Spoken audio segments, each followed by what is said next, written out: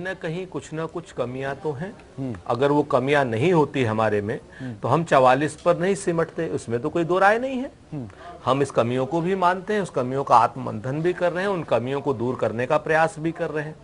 लेकिन जितनी कमियां आप लोगों ने भी बताई या हमारे प्रतिपक्ष के अमित भाई शाह ने बोली, वो उनका अपना आंतरिक मामला है, वो जो चाहे हम पर बोले, लेकिन हमें अपनी कमियों को दूर करने का हमारा अपना मैकेनिज्म है और उन्हें अपनी कमियों को दूर करने का उनका अपना मैकेनिज्म है। 1984 में उनकी 2 सीटें थी, आज 283 है। 1984 में हमारी 413 सीटें थी, आज 44 है।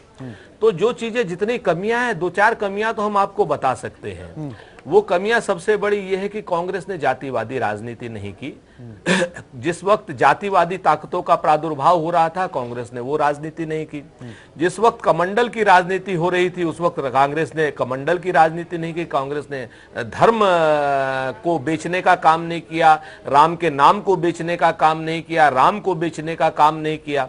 कांग्रेस कभी भी गणेश भगवान को दूध नहीं पिला पाई। कांग्रेस ने कभी इस तरीके का कुप्रचार नहीं किया कि वाजपेयी जी की सरकार ने 500 करोड़ रुपए सेतु समुद्रम परियोजना में दिए, उस सेतु समुद्रम को तोड़ने के लिए, और एक हलफनामा, एक क्लेरिकल मिस्टेक से कांग्रेस सरकार में गलत लगा, जो कि 3 दिन के अंदर या 3 घंटे के अंदर वापस ले लिया गया। उसके बाद भारतीय जनता पार्टी के मित्रों ने उस पर इतना हंगामा खड़ा करने की बात की।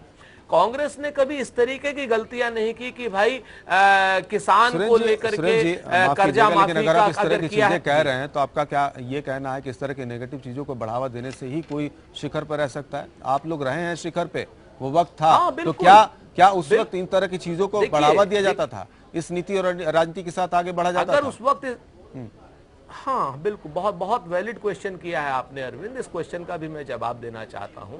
आजादी के आंदोलन के बाद जो 3, 4, 5 अच्छे बड़े काम हुए, चाहे भाखड़ा नंगल डैम से लेकर के 1760 करोड़ का पहला बजट था, उसी बजट से लेकर के आपने चाहे प्रिसीवर्स खत्म किया हो, बैंकों का राष्ट्रीयकरण किया हो, चाहे दुग्ध क्रांति की हो, हरित क्रांति की हो, और हरित क्रांति करने के बाद चाहे फिर एक पाकिस्तान को 2 पाकिस्तान करने का काम भारत की मजबूत सेना ने किया हो, और 1962 में पराजय का घूंट पीने के बाद चाइना से 1967 में उसी चाइना को नाथुला में धूल चटाने का काम कांग्रेस ने किया हो। लेकिन 1984 के बाद जिस तरीके की परिस्थितियां बदली, जाति आंदोलन के उभार हुए, तो कांग्रेस ने जातीयता का पहलू नहीं पकड़ा, और उसके बाद कमंडल का यानी धर्मांधता की राजनीति का जो काम हुआ, उस धर्मांधता को कांग्रेस ने नहीं पकड़ा। धर्म और जाति की राजनीति नहीं की कांग्रेस ने। सरकार में हम रहे या न रहे, हम आगे भी धर्म और जाति की राजनीति नहीं करेंगे।